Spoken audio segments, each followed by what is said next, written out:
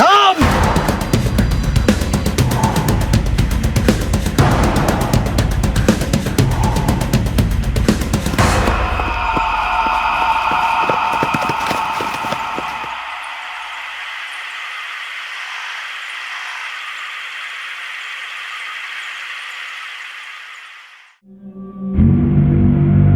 Sir, कल रात तकरीबन 2:30 बजे योर फॉरेस्ट रेंज की सीसीटीवी पर कुछ सस्पिशियस एक्टिविटीज दिखी। उनके हाथ में हथियार देखकर हम लोग तुरंत अलर्ट हो गए सर, और तुरंत वहां टीम लेकर पहुंच गए। सर, हम लोगों ने बहुत चेस किया, पता नहीं जंगल में कहीं गायब हो गए। जंगल में गायब हो गए क्योंकि जंगल से आए थे। जंगल के एक एक पेड़, एक एक पत्ते से वाकिफ है। ये चड्डी बनियान गैंग वाले लग रहे हैं पाटिल। खतरनाक चड्डी बनियान गैंग जो बड़ी आसानी से अपने हाथ उठाते हैं, लेकिन पुलिस के हाथ बड़ी मुश्किल से आते हैं, हर बार फिसल जाते हैं। Yes, you right sir. उनमें से एक को मैंने धर लिया था, तो फिसल गया। बॉडी पर ऑयल लगाया था। तलवार और चॉपर लेकर घूम रहे थे। हाथों में लूट का सामान था शायद। तुम्हारे इलाके से डकैती की कंप्लेन जरूर आएगी। तुरंत कार्रवाई करो पाटिल। चड्डी बनियान गैंग वाले शहर में आते ही हमले शुरू करते हैं। दूसरे किसी घर में हमला करे इससे पहले धर लो सालों को। डोंट वरी सर, हम उन्हें दोबारा स्ट्राइक करने नहीं देंगे। संभल के। तुम्हें याद होगा 3 साल पहले इस गैंग के साथ एक ऑपरेशन के दौरान एक इंस्पेक्टर और एक एएसआई की मौत हुई थी। उनके हत्यारे भी चड्डी बनियान गैंग वाले ही थे। एक मुजरिम के लिए जुर्म एक राह होती है किसी मंजिल तक पहुंचने की, लेकिन कुछ मुजरिम ऐसे होते हैं जिनके लिए जुर्म कहीं पहुंचने की नहीं बल्कि जीने की राह होती है। इस गैंग के लिए जुर्म कोई शॉर्टकट नहीं, पेशा नहीं, बल्कि पीढ़ियों से चली आ रही एक विरासत थी। 1999 में पहली बार इस रहस्यमय और रस्मों से घिरे गिरोह ने महाराष्ट्र के बड़े शहरों को आतंक के अंधेरे में घेर लिया था।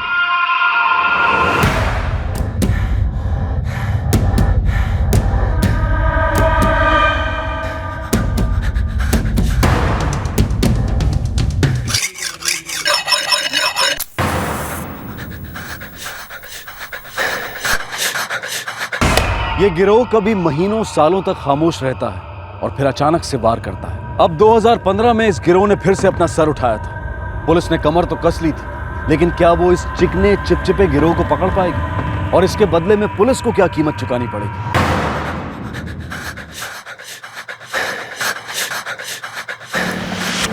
सर, ये चड्डी बनियान गैंग के कुछ केस रिकॉर्ड्स हैं। कोई चोरी डकैती कंप्लेंट आई? नहीं सर, अभी तक तो नहीं। शायद जिस घर में चोरी हुई है उसके मालिक शहर से बाहर है। पता नहीं इस चड्डी बनियान गैंग को कैसे पता चलता होगा कि घर में रहने वाले घर में नहीं है।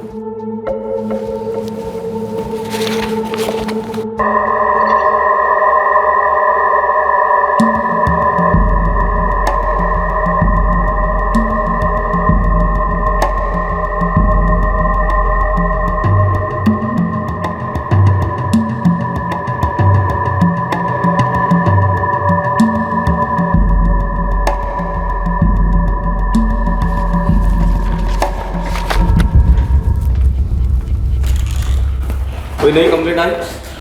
नहीं सर मैं चड्डी बनियान गैंग के कुछ खास केसेस के बारे में पढ़ रहा था जो यहाँ रजिस्टर्ड है। पिछले 2 साल से इनकी कोई एक्टिविटी नहीं हुई। ये लोग कुछ टाइम के लिए शांत बैठते फिर अचानक से अटैक करते, यही इनका मोडस ऑपरेंडी है।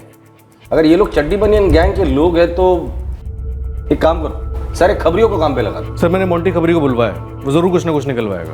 पूरे एरिया में पेट्रोलिंग डबल कर दो। जितने भी सस्पेक्ट है हो सकता है इस गैंग की खबरी हो, सबको राउंड अप करो और एक एक को तोड़ो। दूसरा अटैक नहीं होना चाहिए।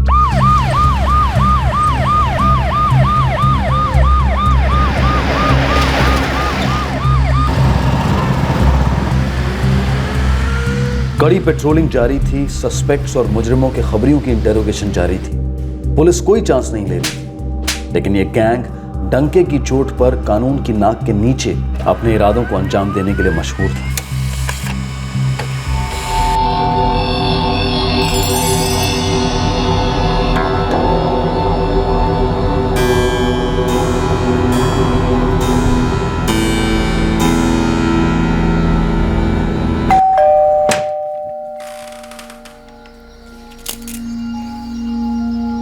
टाइम पर आ गए आप। हाँ, पूरे 28 घंटे बाद।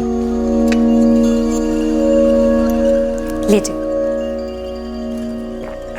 यार, ये बीपीओ की जो नौकरी है ना, पक्का तुम्हारी साथ है। ऐसा मत बोलिए, मैंने कुछ कहा क्या आपसे? एक मिनट, मतलब क्या है तुम्हारा? नहीं मतलब मेरी दिन रात शिफ्ट चलती रहे और तुमको कोई तकलीफ नहीं होती? मैडम हनीमून से 1 महीने पहले ही लौटे, ये जल्दी बोर हो गए हमसे। आपकी नौकरी ऐसी है तो है, और मैं आपसे कोई बोर वोर नहीं हुई। आपके भैया भाभी यहीं 1 फ्लोर ऊपर रहते हैं, सारा दिन अच्छे से कट जाता है मेरा। अच्छा, और रातें?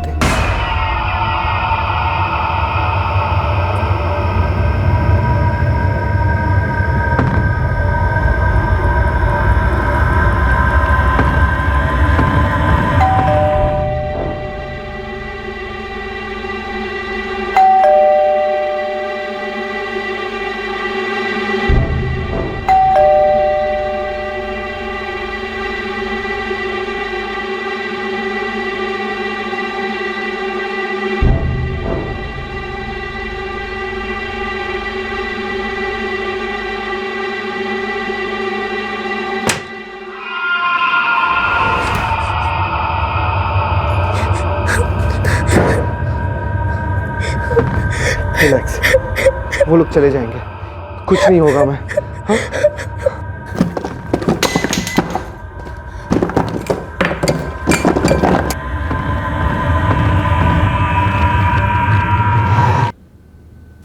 बाहर क्या हो रहा है? लगता है वो लोग चले गए, मैं देख कर आता हूँ। नहीं, आप मत जाइए प्लीज, आप मत जाइए। सुषमा यहाँ ऐसे कब तक बैठे रहेंगे? मुझे कुछ नहीं होगा, मैं देख कर आता हूँ। रिलैक्स।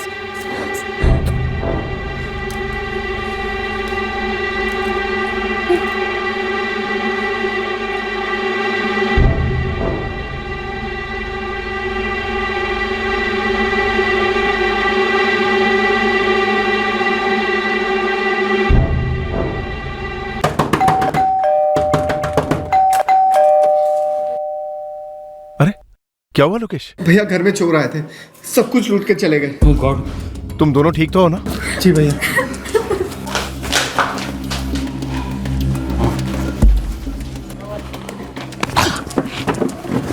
ड्यूटी के टाइम पे सो रहा है? हाँ, क्या हुआ साहब? सोसाइटी में चोरी हो गई और हमने कुछ नहीं किया साहब, माफ कर दीजिए। कौन?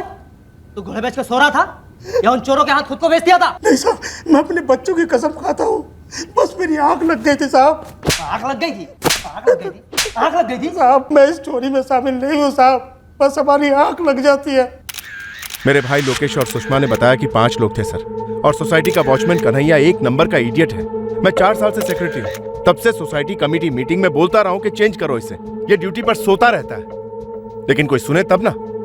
इतने सालों में आपकी सोसाइटी ने एक ढंग की सिक्योरिटी या सीसीटीवी में पैसा इन्वेस्ट करना जरूरी नहीं समझा। क्या करें सर, रेसिडेंट्स के एनुअल जनरल मीटिंग में जब भी सीसीटीवी की बात करते हैं तो रेसिडेंट साफ मना कर देते हैं, और जब इस तरह के इंसिडेंट्स होते हैं तो लोग मैनेजिंग कमेटी को ब्लेम करते हैं। सर कुल मिलाकर 9,75,000 की ज्वेलरी, 3 लाख कैश और 70,000 के 2 मोबाइल गए, और बाकी सारी चीज़ें और सब कुछ मिलाकर 1-8 लाख रुपए और।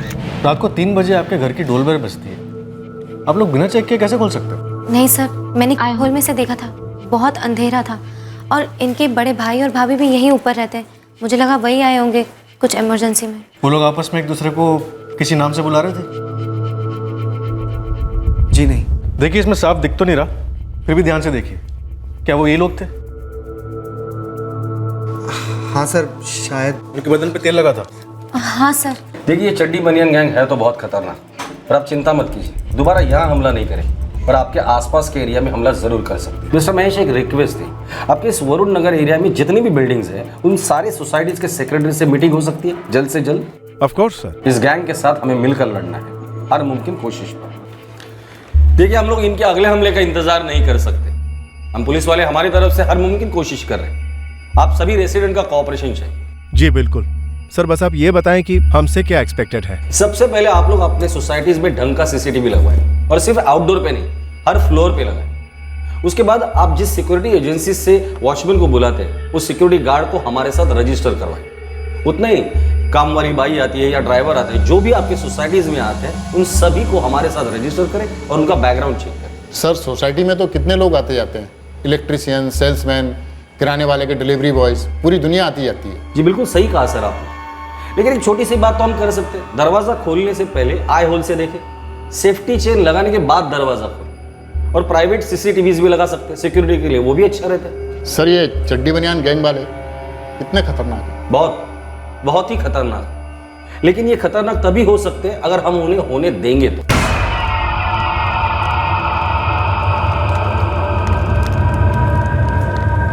अगली बार डाके के टाइम तुम दोनों ने कुछ खाने की कोशिश की ना तो मुंह तोड़ दूंगा, समझे? दादा, अगला डाका कब डालेंगे? जब बुलावा आएगा।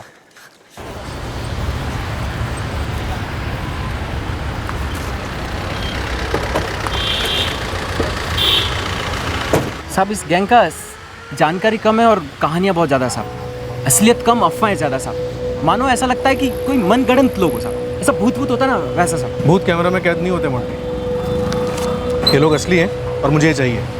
सर ये तो स्टोन मैन और मंकी मैन जैसा दिख रहा है साहब। साहब ऐसा भी तो हो सकता है कि अपना लोकल पंटर लोग ये चड्डी बनियान गैंग का हवा उड़ाने के लिए सब कर रहा है। मतलब चड्डी पहन लिया, बनियान पहन लिया, मुंह पर कालिक लगा दिया और फिर चोरी कर लिया साहब। इसमें कौन सा मास्टरमाइंड की जरूरत है साहब? जो भी हैं तो चोर, और चोरी भी हुई।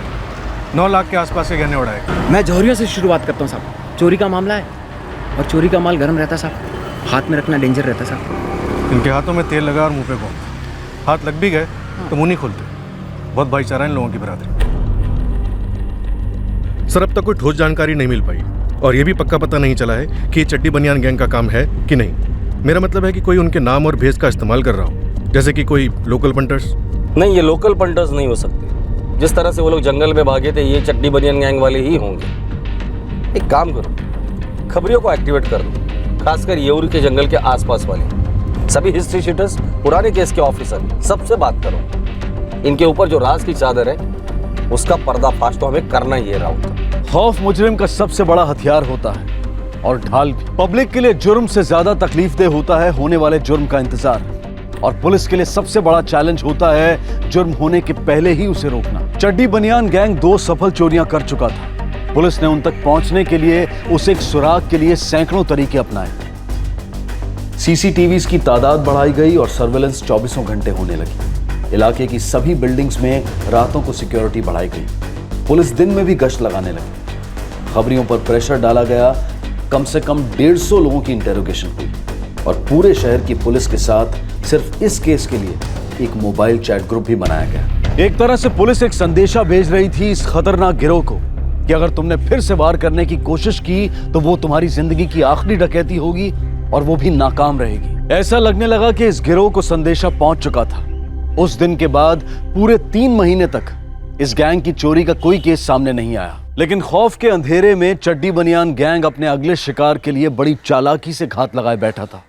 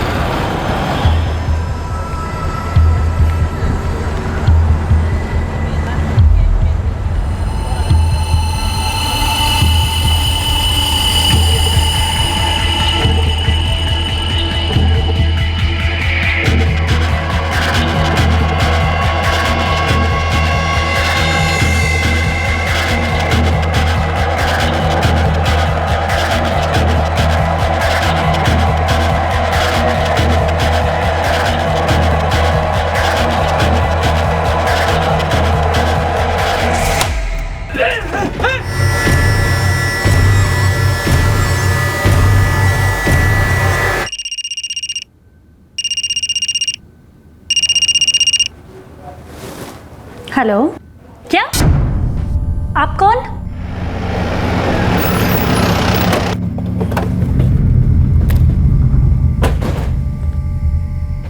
आपने फोन किया था? यस सर, मैंने फोन किया था। कशिश सिंह। मैं प्रेम राठौड़, सेक्रेटरी। आपने कुछ छुआ तो नहीं? नहीं सर, सिर्फ अंदर आकर देखा। रमनाथ, इस वॉचमैन का स्टेटमेंट ले लो। आप मेरे साथ चलें, आप यहीं रुकिए।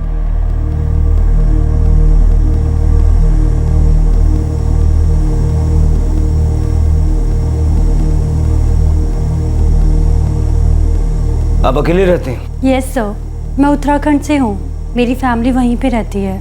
मैं यहाँ पे मॉडलिंग के लिए आई हूँ। मेरा नाइट शूट था और मेरे पीछे ये सब। घर में कैश और ज्वेलरी कितनी थी? अराउंड 1 लाख कैश और 60 से 70 हज़ार की ज्वेलरी थी सर।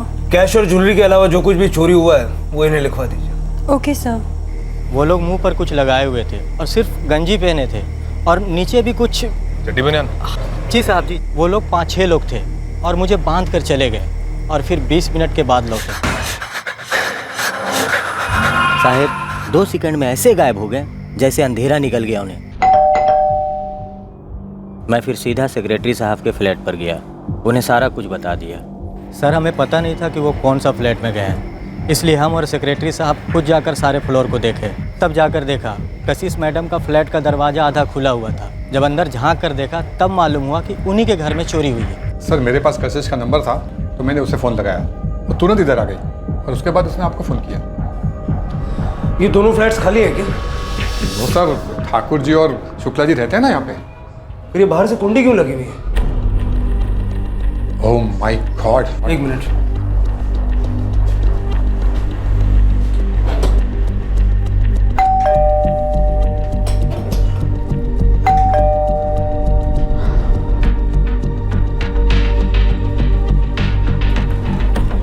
क्या हुआ प्रेम जी? कशिश के घर में चोरी हुई है। क्या? हमने तो कुछ भी सुना नहीं। आप इन्हें सारी डिटेल्स बाद में बताइएगा। फिलहाल मुझे सीसीटीवी फुटेज चाहिए, बाहर के गेट का और इस फ्लोर का, तुरंत। ये वॉचमैन जिग्नेश को बांध दिया और ये यहाँ से बाहर निकले। ये दरवाजे का ताला तोड़ दिया और फिर 20 मिनट बाद बाहर आते।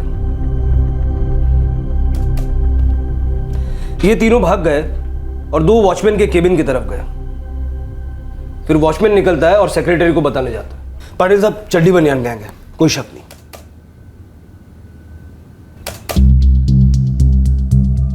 थैंक यू पिंगले, आपने तुरंत मुझे फुटेज दिखाया। चेहरे तो नहीं दिख रहे इसमें, पर है यही 5 लोग। हाइट, बॉडी, हथियार सब कुछ सही। चड्डी बनियान गैंग को लेकर जो मोबाइल ग्रुप है उसमें मैं भी हूँ, तो जैसे ही मुझे पता चला मैंने सोचा आपको इन्फॉर्म कर दूं। हम लोगों ने हमारे एरिया में चेकिंग और पेट्रोलिंग बढ़ा दी तो उन्होंने आपके एरिया में हाथ मार दिया। वैसे ये लड़की अकेली रहती थी? हाँ, मॉडल है। FIR लिया है, अभी पता करना है अंदर के किसी का हाथ तो नहीं, बाई वाई या कोई। एक बात पता चली है इनके बारे में, ये लोग किसी लोकल की मदद नहीं लेते, जो करते हैं खुद करते हैं। बस सवाल ये है, इन्होंने यही घर कैसे चुना जहाँ एक अकेली लड़की रहती थी और उस दिन लूटा जिस दिन वो घर पर नहीं थी? अंधेरे में रोशनी एक सवाल बनकर आई कि आखिरकार ये चड्डी बनियान गैंग अपना शिकार किस आधार पर चुनते हैं। अगर इनका कोई लोकल खबरी नेटवर्क नहीं है तो क्या ये खुद ही अपने खबरी हैं? अगर इनकी ये मोडस ऑपरेंडी क्रैक की जाती तो क्या तेल से चिपचिपे ये चोर सलाखों के पीछे होते जहां से वो फिसल ना पाते? एक और घर लूटा गया था और पुलिस के पास CCTV फुटेज और फिंगरप्रिंट्स होने के बावजूद भी हाथ में कुछ भी नहीं था। एक तरफ पुलिस पूरी कोशिश कर रही थी इस गिरोह को पकड़ने की और दूसरी तरफ ये गिरोह अपने अगले शिकार पर निकल चुका था।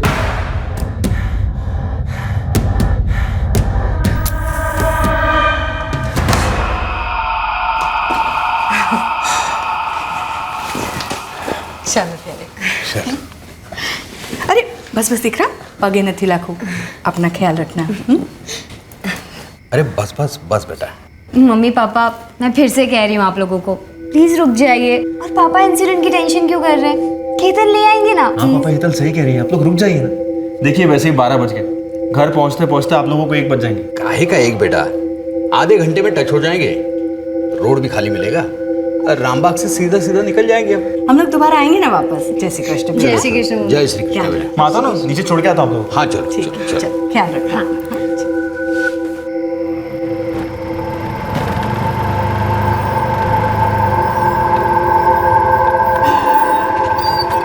थाने चलोगे? सोनवाड़ी। ओ बस चलो आओ जो आओ जी बेटा।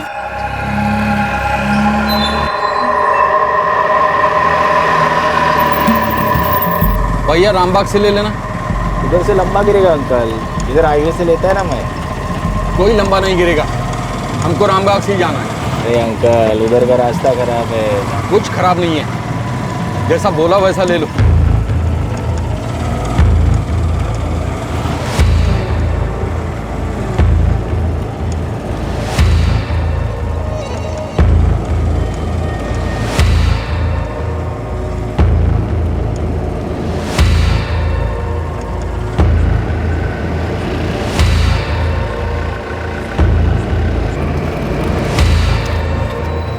राउत साहब एक खबर है साहब। अभी अभी मैं ये और जंगल से गुजर रहा था साहब। फिर मैंने देखा उन लोगों को। रातें नशीली मस्त। अरे मोंटी क्या गाना गा रहा है? कब तक हम यूं जंगल में मंगल मनाते रहेंगे? शादी वादी के बारे में सोचना। अरे तेरी लाइफ बना दूंगी पागल। कल सुबह करते ना।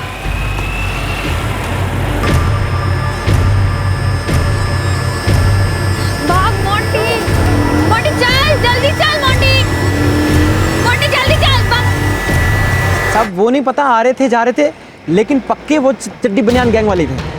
हाँ साहब, नहीं उनके मुंह पर कालिक पुत रखा था और सब पत्थर भी फेंक रहे थे।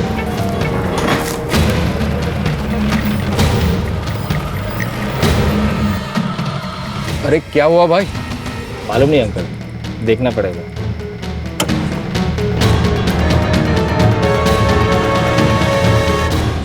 સાંભળો, તમે કેતનને ફોન કરો।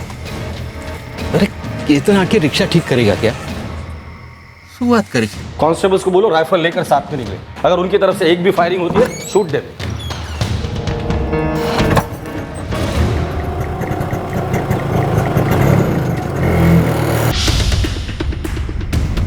राउत, बाकी पुलिस टीम को भी बोल देना येऊर की तरफ आने जाने वाला हर रास्ता इनसाइड रोड पे भी पेट्रोलिंग करे। Okay sir. लो अंकल, पहुंच गए सोनवाड़ी। अभी किधर लेने का है? सीधा चलते रहो, आगे से राइट है, पंकज कॉलोनी। બહુ મોડું થઈ ગયું, 1:30 બજ रहा। मुझे क्या बोल रही हो? इसकी रिक्शा बंद पड़ गई ना। अरे अंकल, जानबूझ के थोड़ी ना रिक्शा बंद किया है, होता है कभी कभी। वैसे भी आपको दूसरा रिक्शा नहीं मिला ना।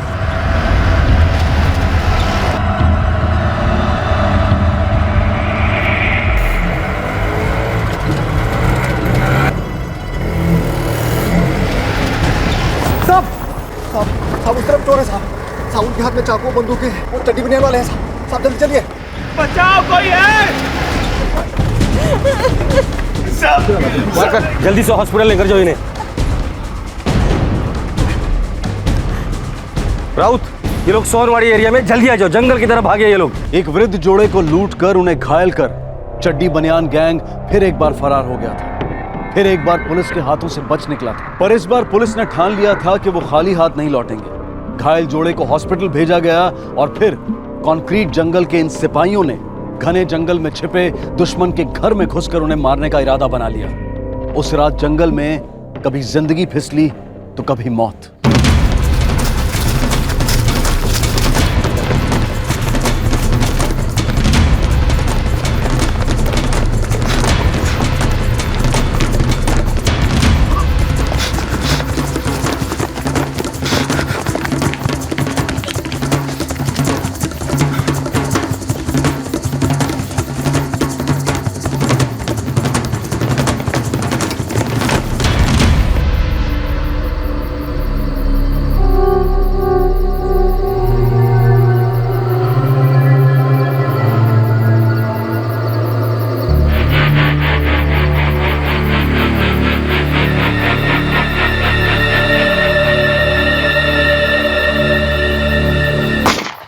नीचे झुको।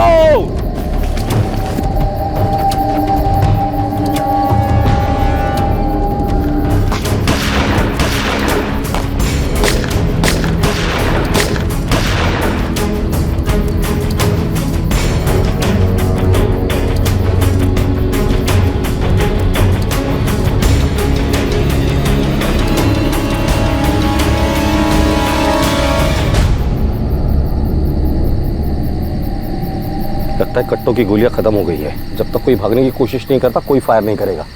सर,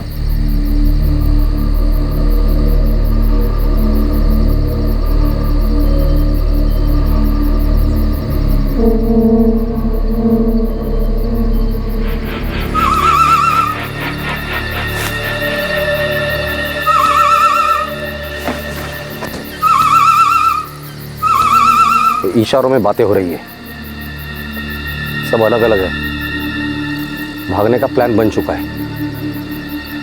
राउत, वारकर और शेख सीधा फायर कर देना। मैं और सोलंकी राइट से कवर करते हैं। शिंदे, प्रकाश और परब लेफ्ट से कवर करना। मूव।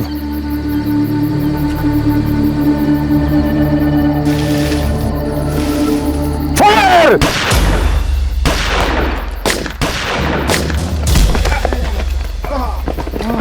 शेख! राउत! सर पत्थर फेंक के मारा है। शिंदे, प्रकाश और परब दोनों को हॉस्पिटल लेकर जाओ। नहीं सर, आपको ऐसे छोड़कर नहीं जा सकते। जिद मत करो, खून बहुत बह रहा है। मेरे साथ वारकर और सोलंकी रहेंगे। कुलकर्णी को बोला और फोर्स लेके जल्द से जल्द यहाँ पहुंचे। लेकर जाओ जल्दी। परब, शेख उठा जल्दी। लगता है पांचों भाग गए सर। और पांचों भाग गए तो पत्थर किसने मारा? वो भी इस तरफ से। भागते भागते कोई पीछे की तरफ से पत्थर नहीं मार सकता। तुम्हारे पास गोलियां कितनी बची? 2 सर। सर मेरे पास सिर्फ एक है। मेरे पास एक भी नहीं। बंदूक में गोलियां नहीं थी, लेकिन दिल में साहस पूरी तरह से लोडेड था। एक ऑफिसर और एक कांस्टेबल बुरी तरह से घायल हुए थे, लेकिन बाकी पुलिस वालों का हौसला बुलंद था। हेडक्वार्टर से एडिशनल मदद आई और मदद की कुदरत ने भी, जब सूरज की पहली किरणों ने इस रहस्यमय चड्डी बनियान गैंग का पर्दाफाश किया।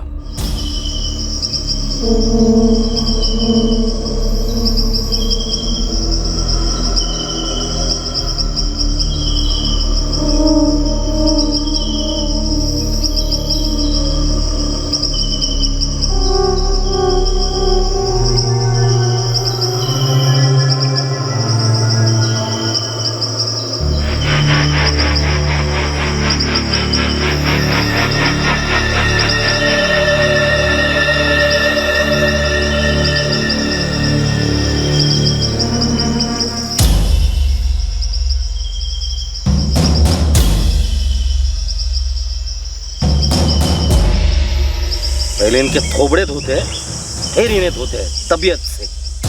नाम? दिलीप सुरवे। नाम? अनिल सुरवे। तेरा नाम क्या है? एकनाथ भोईर। बाकी के 2 लोग कौन थे?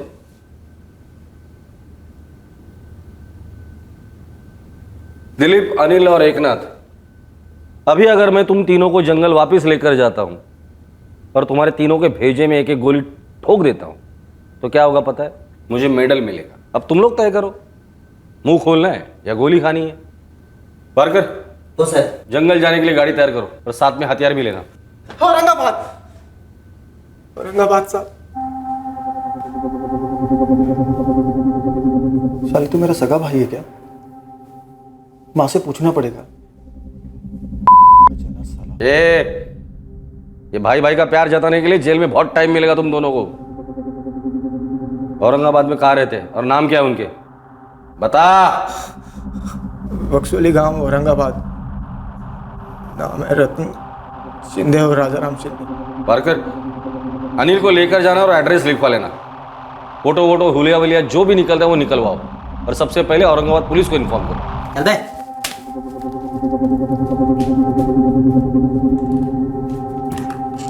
दिलीप और एकनाथ, तुम लोगों की कहानी में मुझे कोई दिलचस्पी नहीं है क्योंकि तुम्हारा काम ही बहुत कुछ बोलता है। पर एक बात मुझे जाननी है, जिस घर में चोरी करते हो उस घर की खबर तुम लोगों को देता कौन है?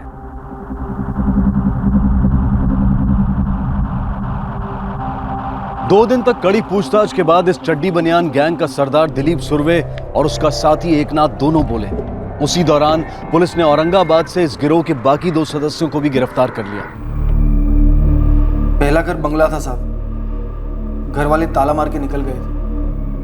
वो बंगला मक्खन था साहब। इतना सामान ले गए, पक्का था लंबी छुट्टी पर गए हैं। आपके पास शिकायत करने आता कौन? काफी माल मिला था उस घर से। वो दूसरा घर, परेश कॉलोनी वाला, राजपूत का, वो क्यों चुना? हमने नहीं चुना साहब, उन्होंने खुद ने चुना हमको अपने लिए। मतलब? मैडम जी फिनाइल वापरते हैं घर में? जी हाँ। ये देखिए, इससे फर्श बिल्कुल साफ लगेगा। जी नहीं, मुझे नहीं चाहिए। मैम नया आया है बाजार में, दाम भी कम है बिल्कुल। देखिए। नहीं चाहिए, आप चाहिए। ठीक है मैडम।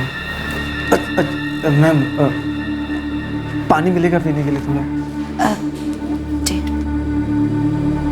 हमने पहले ही देखा था कि उस बिल्डिंग का वॉचमैन सिर्फ रात को नहीं दिन को भी सोता है। मैं हर घर में सेल्समैन बन करके जाता था। अगले दिन अनिल गया। Good morning ma'am. जी मैडम, आपके घर में कंप्यूटर है? जी हाँ। तब तो आप ये पेन ड्राइव भी यूज़ करते होंगे? जी नहीं, मैं कंप्यूटर यूज़ नहीं करती, मेरे हस्बैंड यूज़ करते हैं। मैम ये 16 GB का है, 400 रुपये में, और आज ऑफर है इस पर। जी मेरे हस्बैंड अभी घर पे नहीं है, वो लेट आते हैं। अच्छा ये कैलकुलेटर ले लीजिए, घर में बच्चे होंगे ना, उनके पढ़ाई में स्कूल में काम आएगा। वो मैडम ने बातों बातों में मुझे बता दिया था कि घर पर पति पत्नी के अलावा और कोई नहीं रहता, और हमने उस रात हमला कर दिया। उसके बाद 3 महीने कहाँ गायब थे? औरंगाबाद। शहरों में सिर्फ हम अपने काम के लिए आते हैं, यहाँ की भीड़ भाड़ वाली जिंदगी अपने को रास नहीं आती साहब। वो मॉडल कशिश, उसको कैसे निशाना बनाए? कान साफ कराएंगे भाई साहब? अबे दिखता नहीं है, ड्यूटी पर हूँ। अरे आप अपनी ड्यूटी करते रहिए, मैं अपना काम करता रहूंगा, कोई नहीं आसपास देखने वाला, किसी को पता भी नहीं चलेगा। चल इधर आ जा, साइड में बैठ जा। कई दिनों से मैं उस मैडम पर नजर रखे हुए था, सुबह शाम 2 बार दौड़ लगाती, सुना था टीवी वीवी में भी आती है, सोचा वॉचमैन से थोड़ी जानकारी निकाल लूं, तब खुद उस मैडम ने ही जानकारी दे दी। वॉचमैन, मेरे फ्लैट का टैप लीक हो रहा है, किसी प्लम्बर को अभी भेज दो। प्लम्बर तो 10 बजे के बाद आएगा मैडम जी। लेकिन मेरी तो शूटिंग है 9:30 के बाद। कोई तो होगा ना घर पे मैडम जी। ना मैं तो अकेली रहती हूँ, मुझे प्लम्बर अभी चाहिए। बोलना, मैं 100 रुपया ज्यादा दे दूंगी। मैं फोन करता हूँ प्लम्बर को। हाँ। वैसे आपका फ्लैट नंबर कितना है मैडम जी? 6B403, चौथा माला। जल्दी भेज दो। हाँ भेजता हूँ। घरों पर डाके डालने से हटकर उस बुढ़े कपल को लूटने को क्यों सोचे? वो सोच के नहीं किया था सर। तो उस बिल्डिंग में हमने 2 फ्लैट देखे थे, पर उस बिल्डिंग में हम लोग घुस नहीं पाए। आप लोगों ने इतनी फील्डिंग जो जमा करके रखी थी।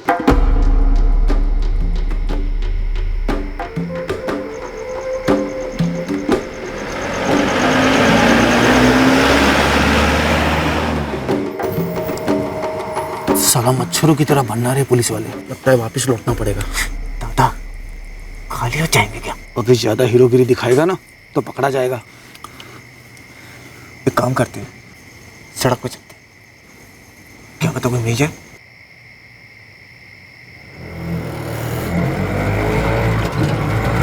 लगता है ऊपर वाले ने तेरी अर्जी सुन ली। देख क्या हलवा तोहफा भेजा है हमारे लिए।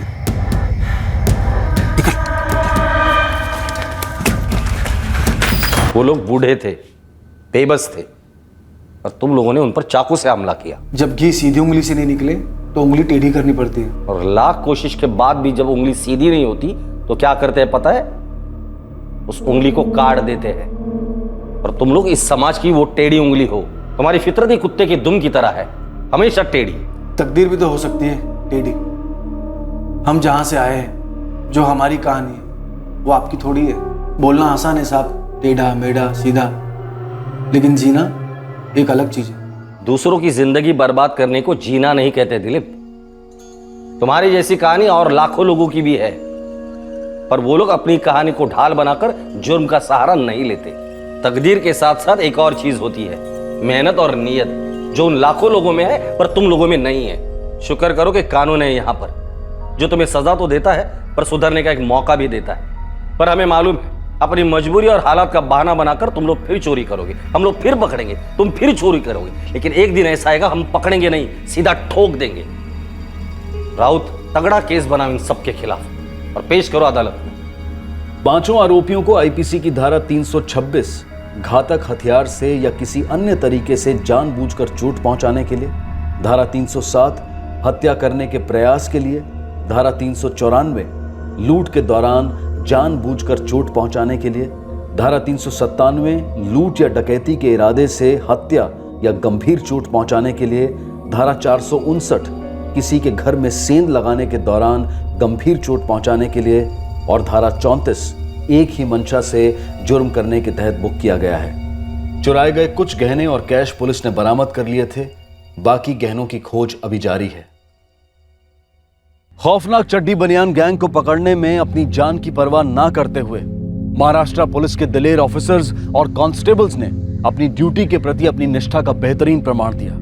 क्राइम पेट्रोल उन्हें सैल्यूट करता है। महाराष्ट्र, उत्तर प्रदेश, उत्तराखंड, राजस्थान, पंजाब और आंध्र प्रदेश, देश के कई राज्यों में इस चड्डी बनियान गैंग के कई प्रकार हैं। इन डकैतों के बारे में कई अफवाहें हैं, कई काल्पनिक कहानियां हैं जो इन्हें राज में लिपटे एक गुप्त पंथ का दर्जा देते हैं, जबकि हकीकत यह है कि अन्य किसी भी क्रिमिनल की तरह इस गुट में भी वही लोग शामिल हैं जो मेहनत और ईमानदारी से नहीं बल्कि जुर्म के शॉर्टकट द्वारा अपना पेट और अपना व्यसन पालना चाहते हैं। इनका रौद्र रूप और विचित्र रिवायतें सिर्फ एक छलावा है आतंक का माहौल तैयार करने के लिए। जुर्म एक भेड़िया है जो अलग अलग रूप धारण करके हम तक पहुंचने के प्रयास में रहता है, लेकिन हमें मेमना नहीं बनना है, शेर की तरह डटकर उसका मुकाबला करना है। और इस लड़ाई में आप और हम पुलिस की बहुत बड़ी मदद कर सकते हैं, चौकन्ने रहकर, सतर्क रहकर। CCTV cameras, double doors, qualified security guards हमारी सुरक्षा जरूर बढ़ाते हैं, लेकिन साथ ही किसी अजनबी के साथ जरूरत से ज्यादा अपनी पर्सनल डिटेल डिस्कस करना भी अक्सर नुकसानदायक हो सकता है।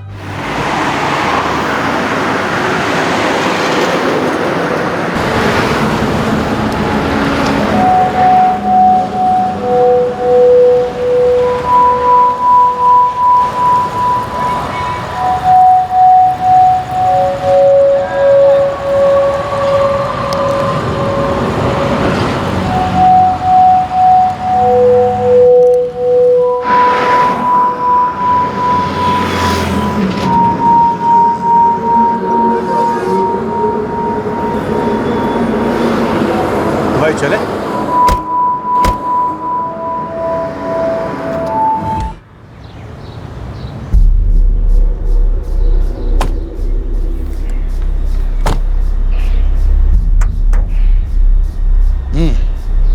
आजा।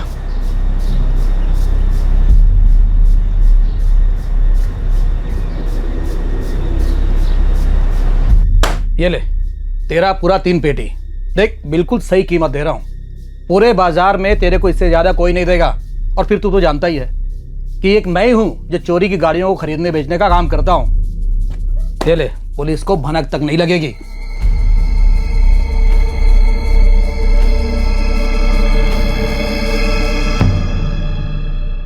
अशोक कदम, यह उस शख्स का नाम था जिसकी हत्या हुई थी।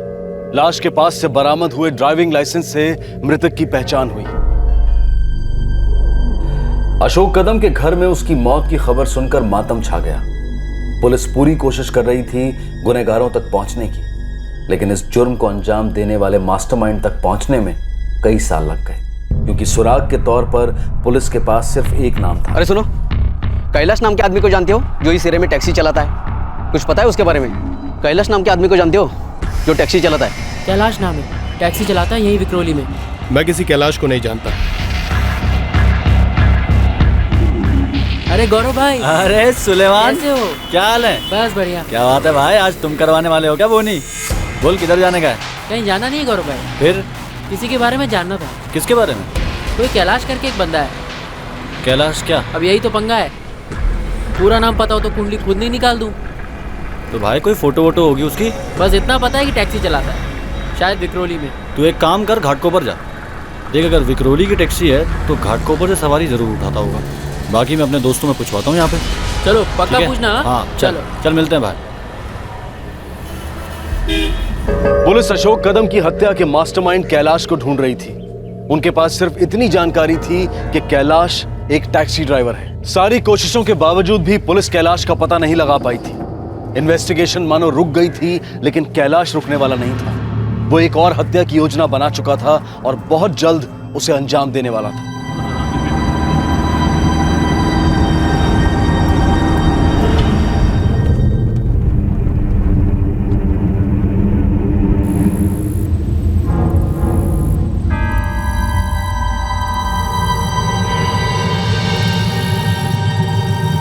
और कितनी देर लगेगी? मरने वाले का नाम पुष्कर पटेल था। उम्र 45 साल। लाश काफी सड़ चुकी थी, लेकिन फिर भी मृतक की बीवी और बेटे ने उसकी पहचान कर ली। पुष्कर पटेल का केस एक्सीडेंटल डेथ करार देकर बंद कर दिया गया, जबकि उसकी हत्या हुई थी। इन दोनों की मौत सन 2011 में हुई थी, वो भी 1 महीने के अंतराल में। अगले 4 सालों तक इन दोनों की हत्या की गुत्थी सुलझ नहीं पाई, लेकिन 2015 में इस जुर्म की सच्चाई सामने आई और जरिया बना खुद एक जुर्म, एक ऐसा जुर्म जिसकी योजना अभी बुनी जा रही थी।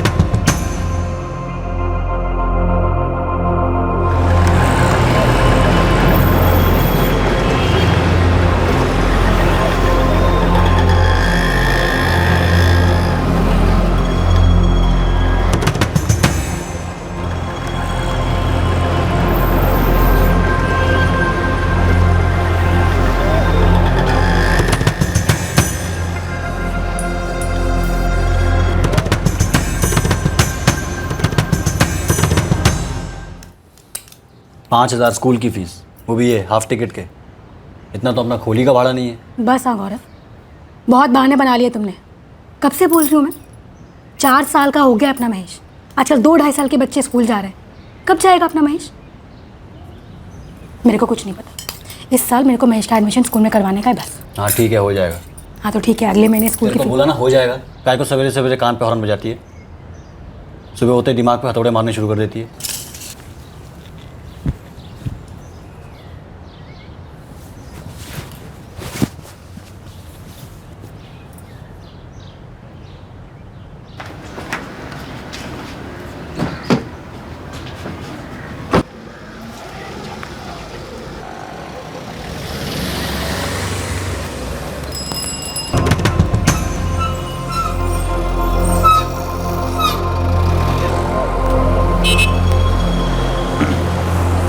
तुलसी नगर, बैठो।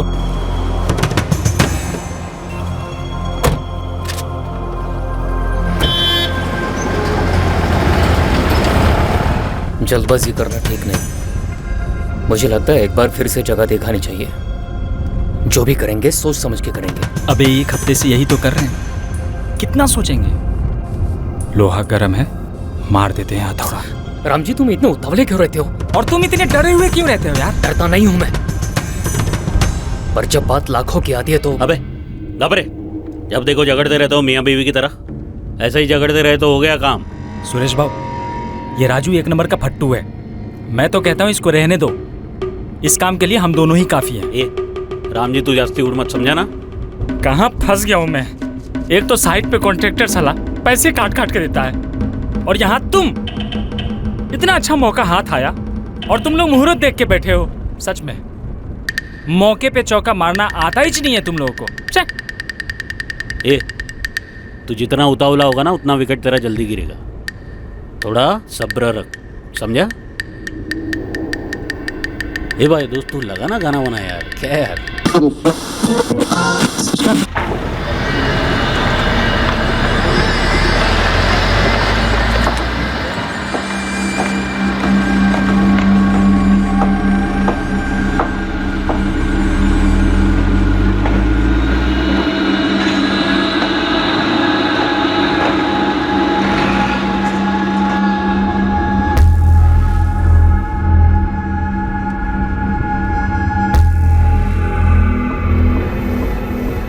तुलसी नगर।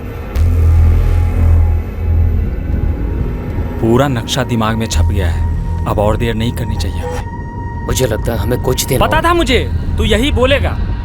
तो गलत क्या बोला? हाँ? याद रखना, जल्दबाजी करने वाला अपनी जुबान भी चला लेता है और चाय का मजा भी नहीं पर वचन मत दे मुझे, समझा? सुरेश भाऊ समझा दो इसको।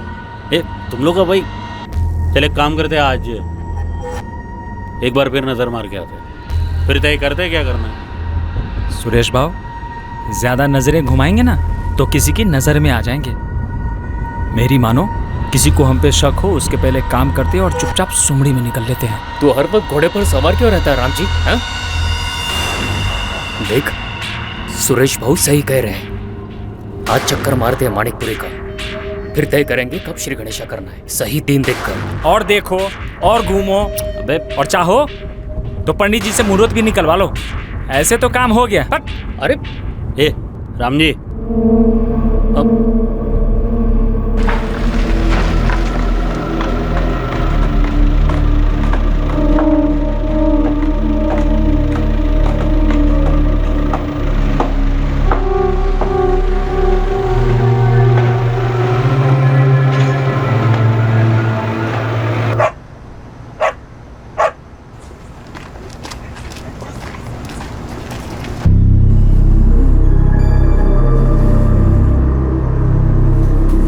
रात को कहाँ जा रहे हो? है कुछ काम। सीधे बोलो ना, दारू पीने जा रहे हो। बच्चे की स्कूल फीस भरने के लिए पैसे। तेरी ना बहुत मचमच हो रही है अभी। तेरे को एक बार बोला ना मैंने, बंदोबस्त हो जाएगा, तो फिर काय को एक ही रिकॉर्ड बजाती रहती है तू। कब होगा? हाँ? अगले महीने से फीस है। तेरे को मैंने बोल दिया ना, हो जाएगा बंदोबस्त, सो जा चुपचाप।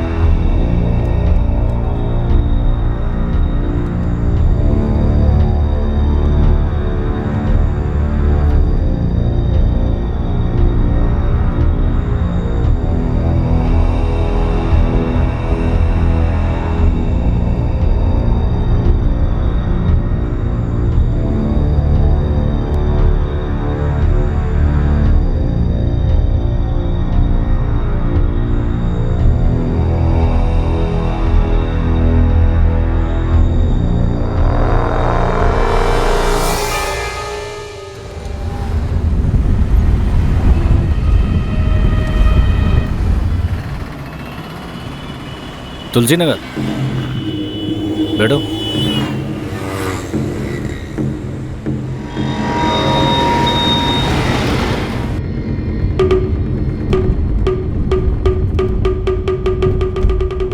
रोज का जाने का है तो भाड़ा बांध लो, बोलोगे तो रात में भी आ जाऊंगा।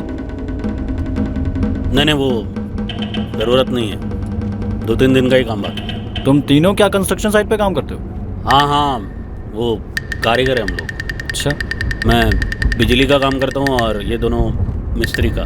तीनों एक ही गांव से हो? कौन से गांव से? बस भाई अब तो मुंबई के होके रह गए भाई। हाँ, लेकिन मुंबई जैसी जगह में रहना और खाना आसान तो है नहीं, मुश्किल तो होती होगी। अब मुझे ही ले लो, इतना कमा लेता हूँ कि पेट भर जाए, मगर जी नहीं भरता। तुम लोगों को नहीं लगता ऐसा?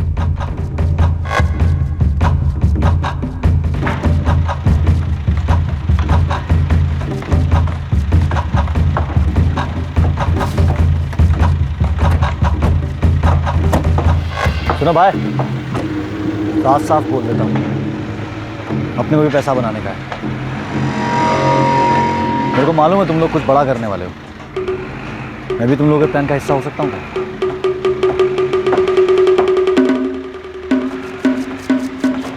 एक जुर्म की योजना आकार ले रही थी और इस होने वाले जुर्म का 4 साल पहले हुई 2 हत्याओं से एक अजीब कनेक्शन जुड़ने वाला था। 4 साल पहले हुए अपराधों का खुलासा बहुत अजीबोगरीब ढंग से होने वाला था।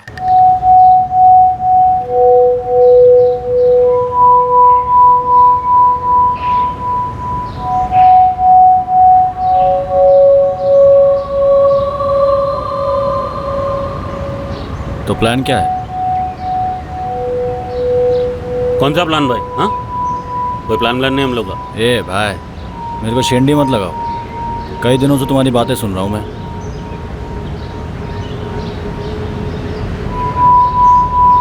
ऐसे मत देखो यार, देखो मुझसे डरने की ज़रूरत नहीं है, मैं भी बिल्कुल तुम्हारे जैसा हूँ।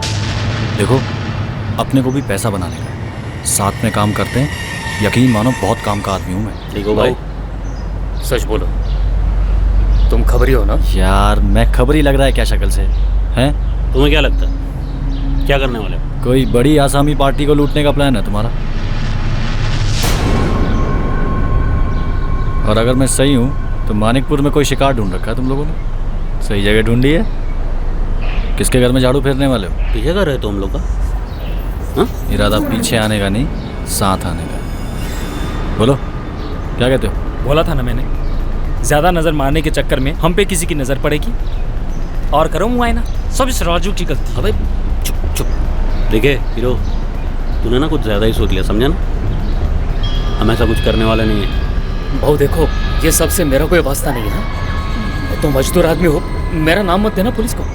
ये सब इन दोनों का प्लान है। साला गिरगिट, मालूम था मेरे को पहले से कि कोई भी मुसीबत आएगी तो सबसे पहले तू ही पलटी मारेगा साला। वे गप्पा सा चायला। ये देख भाई, तेरे से ना कुछ एकदम सॉलिड मिस्टेक हो गया। हम लोग मजदूर आदमी हैं, कोई प्लान नहीं हम लोग का। अरे भाई तुम लोग यार फालतू में घबरा रहे हो यार। भाई मैं कोई खबरी नहीं हूँ भाई, कसम खा के कहता हूँ, अपना पुलिस से कोई लेना देना नहीं है। सच्ची बोल रहा हूँ, तुम्हारे बहुत काम आ सकता हूँ मैं, साथ में काम करते हैं। क्या काम आ सकते हो तुम हमारे? पहले प्लान बताओ अपना, फिर बताता हूँ किस तरह काम आ सकता हूँ।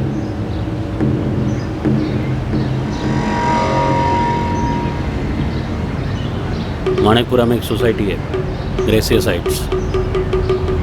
उसके बी विंग में दूसरे मंजिले पर एक जौहरी रहता है, प्रकाश मेहता। मालूम पड़ा है घर में काफ़ी जेवरात और रोकड़ा रहता है। तो गेट पे गार्ड तो होगा, उसका क्या करोगे? अबे क्लोरोफॉर्म से बेहोश करेंगे और क्या करेंगे? फिर क्या, घंटी बजाएंगे तो दरवाज़ा खुलेगा और कान के नीचे 2 बजाएंगे तो तिजोरी का ताला। बोलना बहुत आसान है, करना बहुत मुश्किल है। किसी ने कोई हरकत करी तो चाकू की नोक गर्दन पे पड़ेगी ना, तो सांस भी पूछे बगैर नहीं लेगा। घर में कितने लोग हैं कुछ पता है? नहीं। फैमिली होगी, बीवी होगी, बच्चे होंगे। सो तो है। फिर किसी ने कोई हलचल करी, कोई हरकत करी तो क्या करोगे? ऐसा कैसे शोर मचाएंगे? अबे डांट के खुपचे में बिठा देंगे वो लोग को। फिर भी किसी ने रायता फैला दिया तो क्या करोगे? अभी उसके आगे क्या करने का है वो तो प्लान में होना चाहिए ना। है तुम में से किसी के अंदर गुर्दा कि चाकू घुसेड़ दे किसी के अंदर? देख बे शाणे, हम लोग को ना खून खराबा नहीं करना है, चुपचाप पैसे लेना और निकल लेना है। समझ गया, तुम लोगों से नहीं होगा, पर मेरे लिए बहुत आसान है। जरूरत पड़ी तो मैं चलाऊंगा चाकू। तुम तिजोरी साफ करना, मैं गला साफ करूँ। मंजूर है? मैं गला साफ करूंगा, बोलने में क्या जा रहा है? जब करना पड़ेगा ना तब पता चलेगा। ए भाई, कर चुका हूँ।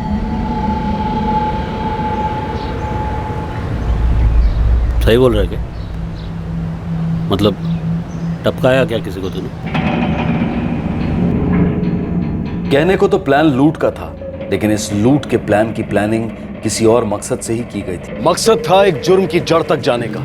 प्लान बनाया गया था यह पता लगाने के लिए कि किस जुर्म को अंजाम दिया गया था, और इस प्लान को एक्शन में लाया गया था 10 दिन पहले।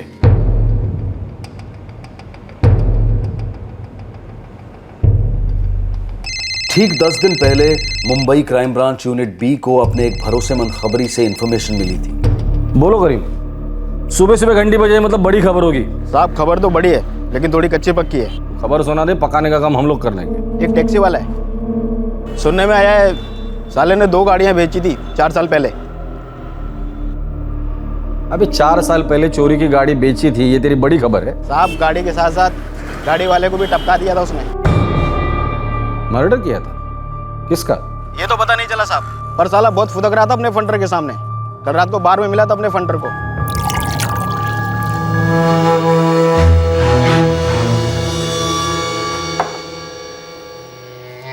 लानत है साला तेरे ऊपर, चेन चोरी में अंदर गया।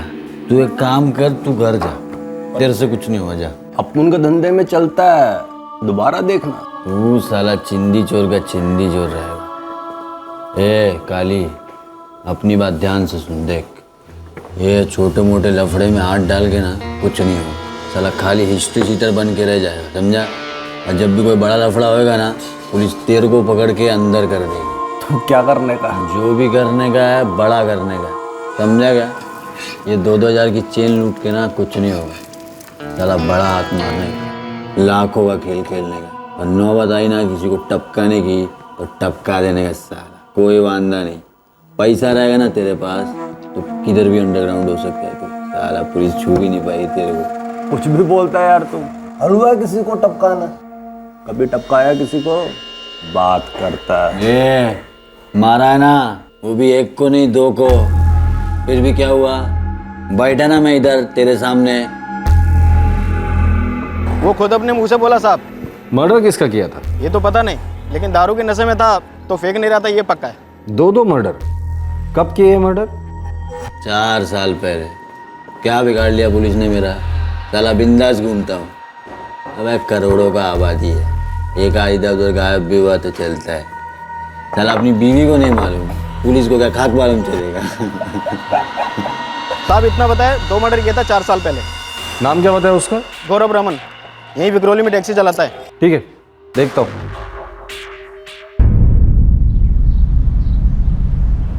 अगर बड़ा हाथ मारना है तो बड़े से बड़े खतरे के लिए तैयार रहना पड़ेगा, जान से भी मारना पड़े तो भी। तो क्या सच में तूने किसी को? 2 लोगों को, ऊपर पार्सल, और पुलिस को पता भी नहीं चला, वरना कभी पता चलेगा।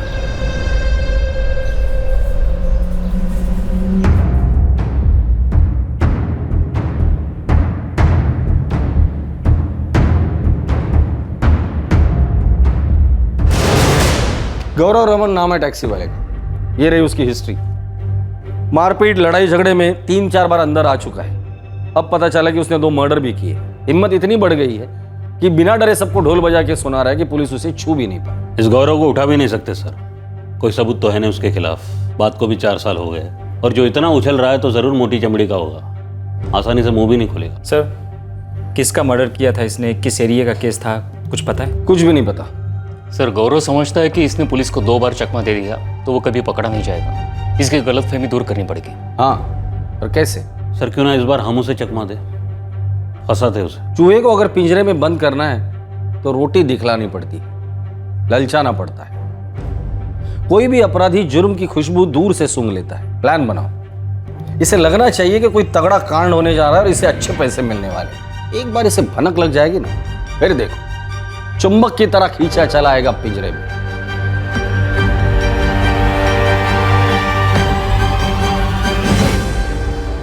इस ऑपरेशन का पहला कदम था टैक्सी ड्राइवर गौरव रमन को ढूंढ निकालना।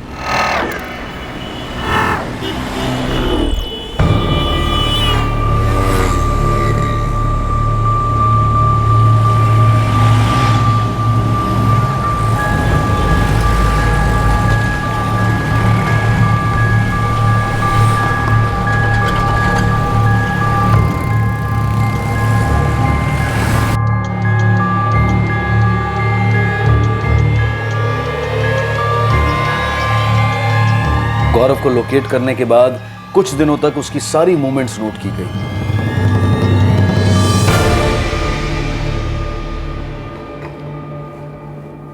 आमतौर पर विक्रोली स्टेशन से सवारी उठाता है। तुलसीनगर एरिया में भी काफ़ी आना जाना है उसका। रहता भक्तिनगर चौल में है। बीवी का नाम सुनीता है। एक 4 साल का बेटा है महेश। सर, तुलसीनगर एरिया में एक कंस्ट्रक्शन साइट है। मजदूर बन के सवार होते उसकी टैक्सी में। हाँ, और किसी पॉश एरिया के घर को लूटने का प्लान सुनाते हैं। मजदूर का गेटअप और लूट की कहानी सही है। अब बन रहा है ड्रामा। कुछ दिन तक रोज उसकी टैक्सी में जाएंगे भाड़े से। टैक्सी में ही प्लान डिसाइड करेंगे। जुर्म की फितरत नशे की तरह होती है। देखना, अगर सब सही रहा ना, अपने आप खींचा चलाएगा हमारे जाल में।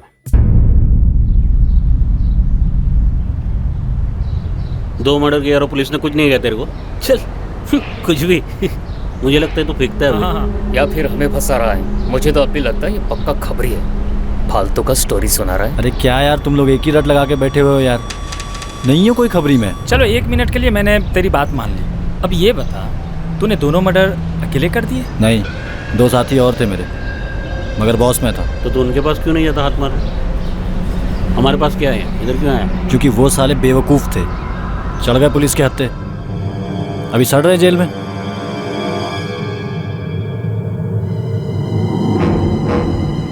उन उल्लुओं को अकल ही नहीं थी, अभी गए अंदर लंबे टाइम के लिए। तो उन लोगों ने पुलिस को तुम्हारा नाम नहीं दिया? कैसे बताते? उन दोनों को मैंने अपना नाम तो कैलाश बताया था।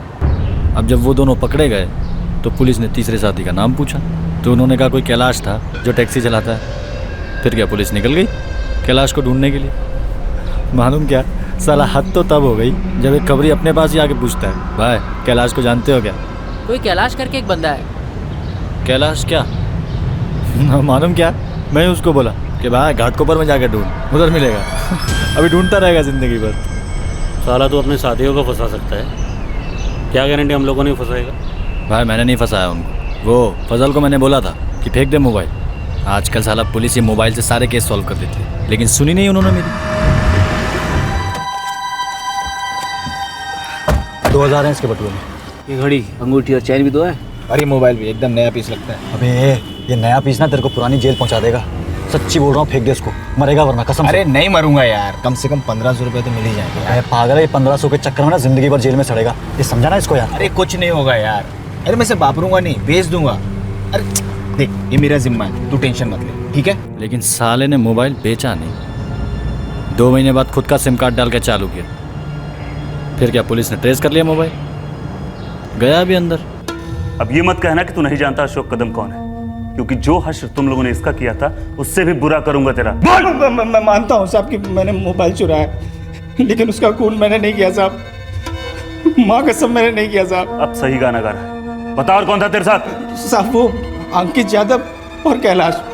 ये पूरा प्लान कैलाश का था साहब। कहाँ मिलेंगे? साहब मुझे सिर्फ अंकित का पता मालूम है।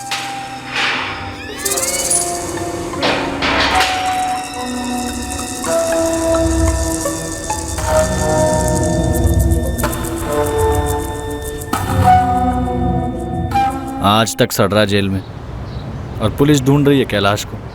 अब कैलाश तो मिला नहीं, क्योंकि कैलाश तो कोई है ही नहीं। क्योंकि कैलाश तुम हो। वो था कौन? अपने को क्या मालूम कौन था, अपने लिए तो बकरा था। भूख लगी थी तो सामने आ गया, हलाल कर दिया। कब किया ये? 2011 में।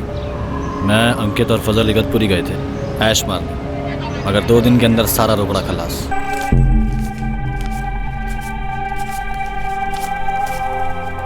ए भाई, अपन के पास तो सिर्फ 80 रुपए बचे हैं। इधर देख, मेरे पास सिर्फ 150 रुपए बचा है। और अपने पास 120। आइला, फिर लॉज का भाड़ा भी देना है। 300 रुपये तो उधर ही चला गया और बाकी का बचा 50 रुपये। इन 50 रुपये में अपन तीनों का ना तो एक टाइम का खाना होगा और ना पीना, और मुंबई जाने का तो सवाल ही नहीं उठता। अरे कुछ समझ में नहीं आ रहा यार, फिर से भिखारी बन गए हम लोग। भाई ऐसे खाली बैठ के तो कुछ नहीं होगा, बाहर निकलते हैं और करते हैं कोई झोल।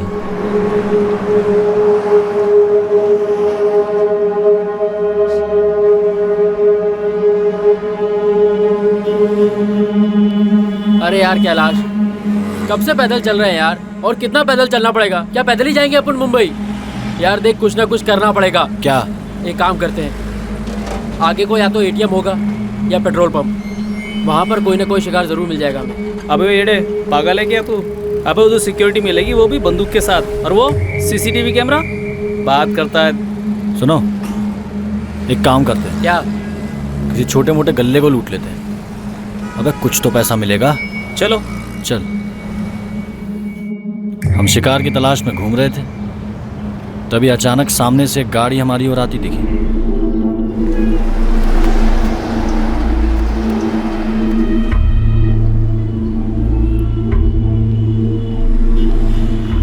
भाऊ, किधर जा रहे हो? तुम लोगों किधर जाना है? मुंबई लेके चलोगे? एक आदमी का 75 रुपया लगेगा। मंजूर है तो बैठो। हाँ मंजूर है, मंजूर है। ए बैठ रहे, चलो रे भाऊ।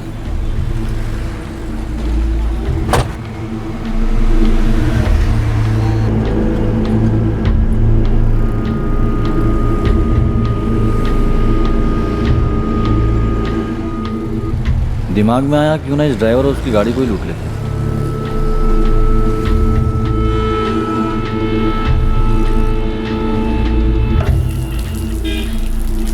हम हल्का होने के बहाने गाड़ी से उतरे। गाड़ी में एक लंबा वायर पड़ा है, उसी से गला घोट देते हैं साले का। भाई, ड्राइवर के गले में चेन है और हाथ में अंगूठी भी। अब तो इसी गाड़ी में मुंबई जाएंगे। और गाड़ी में बिकवा दूंगा, वो भी बढ़िया दाम में।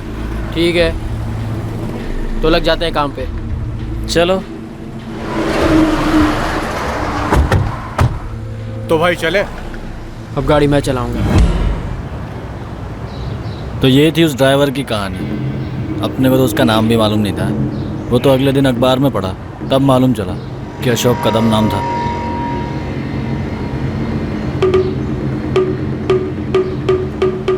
चार साल हो गए और तुझे किसी ने छुआ भी नहीं। अब हुआ ना भरोसा मेरी बात का।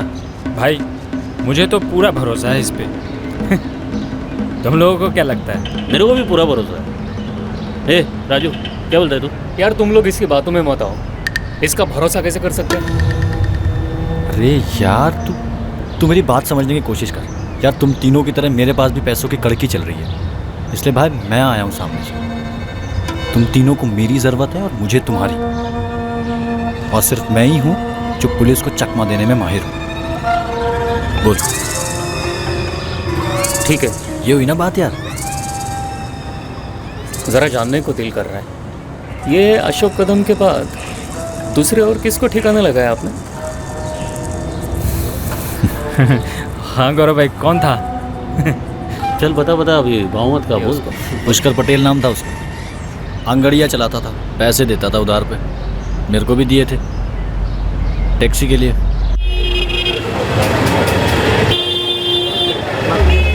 देख कैलाश, 6 महीने की बात हुई थी अपनी, आज 8 महीने हो गए, तूने एक किस्त भी नहीं लौटाई। पुष्कर सेठ, अभी धंधा जमा नहीं है ढंग से, थोड़ा सा वक्त और दे दो बस। तुम्हारा धंधा नहीं जमा, तुम्हारा नसीब है भाई, मेरा क्या कसूर है? तुमने कहा था 6 महीने में 6 लाख रुपए लौटा दूंगा, 6 रुपए नहीं दी तुमने। मेरे पैसे नहीं मिले ना तो मैं पुलिस में रिपोर्ट करूंगा, टैक्सी उठा ले जाऊंगा तुम्हारी। पुष्कर सेठ, तुम ठंडे हो जाओ ना थोड़ा, काय को अपना बीपी बढ़ा रहे हो? 1 हफ्ते का तो वक्त मांग रहा हूँ खाली। ठीक है, लेकिन सिर्फ 1 हफ्ता, इससे आगे 1 दिन नहीं मिले। आप टेंशन मत लो, मिल जाएगा। अशोक कदम का गाड़ी बेच के 3 लाख आता है, जिसके 3 हिस्से हुए। अपने हिस्से आए 1 लाख। उधर घर में बीवी की किचकिच चालू थी, पैसों के वांदे हो गए थे। फिर क्या किया तूने? फजल को बुलाया, देख कैलाश, मैं तेरे साथ है, पर मेरे को क्या मिलेगा? पुष्कर सेठ बहुत बड़ा आदमी है, मैं उसको पैसा देने के बहाने बाहर बुलाऊंगा, ठीक है? वो अपनी गाड़ी लेके आएगा, अपन उसको मुंबई के बाहर लेके जाएंगे और किसी सुनसान जगह पे ले जाके टपका देंगे। अभी उसके पास से जो भी मिलेगा, पैसा, गाड़ी, अपन आधा आधा बांट लें। वैसे भी क्या है, मैं खाली बैठा हूँ। अभी बता करना कब है?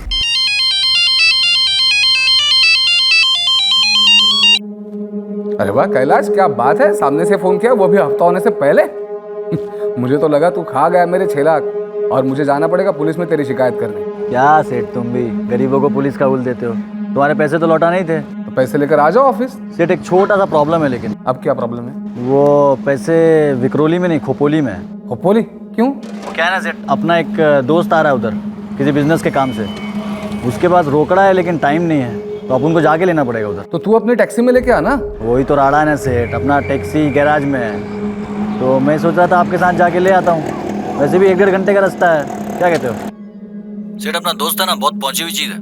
वो शेयर मार्केट में पैसा लगाता है, तुमको अच्छा लगेगा उससे मिलके, क्या कहते हो? ठीक है, बता कल कब चलना है?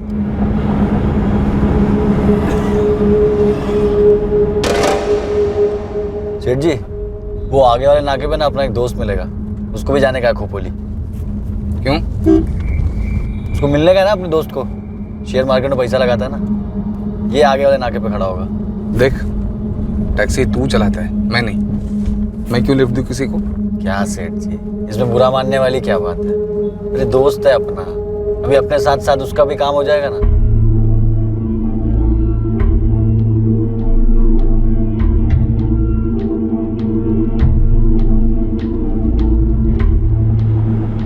क्या रे फजल, बैठ।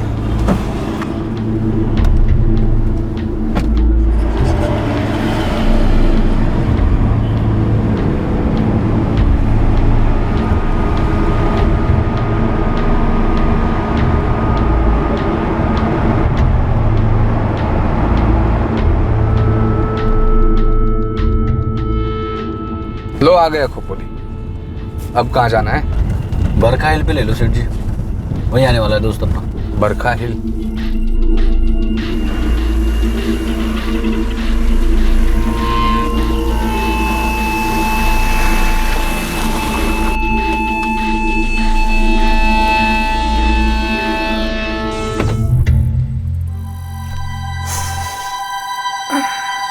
कहाँ है तेरा दोस्त? 1 मिनट। हाँ सेठ। हाँ क्या रे पंकज, किधर है? और क्या, हम तो पहुंच गए। हाँ आजा आजा आजा आजा। हाँ सेठ जी इंतज़ार कर रहे हैं। सेठ 5 मिनट में आ गया बस। 5 मिनट?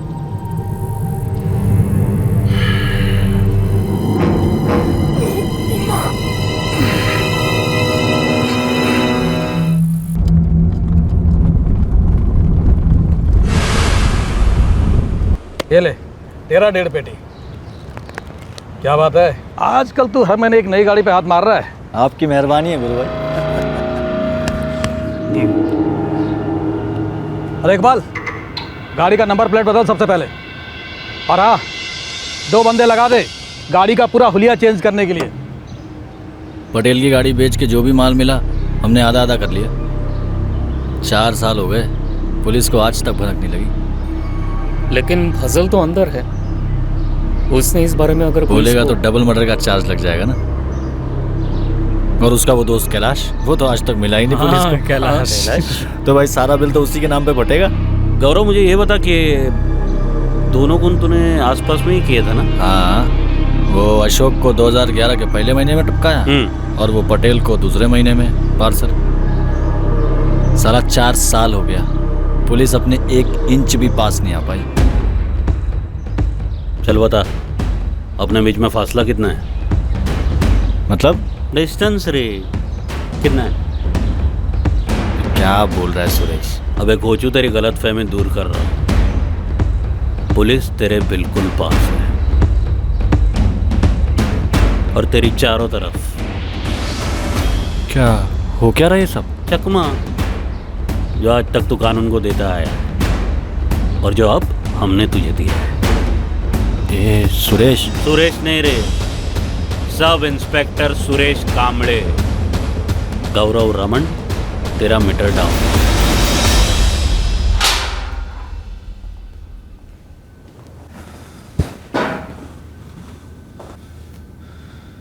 तुम पुलिस वाले हो, सारा नाटक मुझे फंसाने के लिए किया था ना। वो मानिकपुर का मुआयना, वो प्लान की बातें, सब झूठ था। तेरे चेहरे पर यह हैरानी देखकर अच्छा लगा। पुलिस को चकमा देने में बहुत माहिर है ना तू। गौरव उर्फ कैलाश आज खुद कैसे चकमा खा गया, अब मार खाएगा। क्या कहता था तू? पुलिस तुझे छू नहीं सकती। फिक्र मत कर गौरव, छुएंगे तो अब भी नहीं, बिल्कुल हाथ नहीं लगाएंगे। अब बात डंडे से होगी।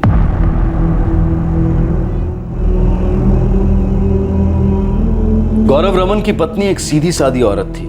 वो जानती थी कि उसका पति थोड़ा सनकी है, अपने परिवार के प्रति गैर जिम्मेदार है, लेकिन वो ये नहीं जानती थी कि उसके हाथ दो इंसानों के खून से रंगे हुए थे। उसे यह हकीकत जानकर काफी गहरा सदमा लगा। उसे बिल्कुल अंदाजा नहीं था कि वो एक गुनहगार के साथ जिंदगी बसर कर रही थी। उस रात अशोक कदम को नासिक की सवारी मिली थी, जिसे ड्रॉप करके वो मुंबई वापस लौट रहा था। कुछ और पैसे कमाने की उम्मीद में उसने गौरव और उसके साथियों को अपनी गाड़ी में लिफ्ट दी। वो उन लोगों के इरादों से बिल्कुल अनजान था। जब गौरव ने रास्ते से अपने दोस्त फजल को पिक करने की बात कही, तब एक पल के लिए यह बात पुष्कर पटेल को जरा खटकी थी। उसे हल्का सा शक हुआ था गौरव के इरादों पर। गौरव ने जब पैसे लेने के लिए खोपोली जाने की बात कही थी, तब भी पुष्कर को उस पर शक हुआ था, लेकिन अपने उधार दिए हुए पैसे वसूलने की चाह में पुष्कर ने गौरव के साथ खोपोली जाने की बात मान ली। अशोक कदम का परिवार जानता था कि अशोक की हत्या लूट के इरादे से हुई थी, और हत्या के मुख्य आरोपी गौरव की गिरफ्तारी से उन्हें आखिर वो तसल्ली, वो सुकून मिला जिनका उन्हें 4 सालों से इंतजार था। दूसरी ओर पुष्कर पटेल के केस में उसके परिवार को 4 साल बाद इस बात का पता चला कि पुष्कर की मौत एक्सीडेंट नहीं बल्कि हत्या थी। सच कहे तो जब उन्होंने हमें बताया कि उनका एक्सीडेंट हुआ है, तो हमें भी इस बात का विश्वास नहीं हुआ था।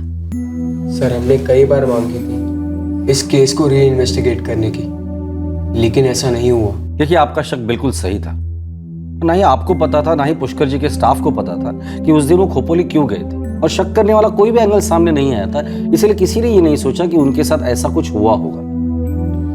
हमें इस बात का बेहद अफसोस है कि सच्चाई सामने आने में बहुत वक्त गुजर गया, पर अब गुनहगारों को हमने पकड़ लिया है और उनके गुनाहों की सजा उन्हें दिलवा कर ही रहेंगे।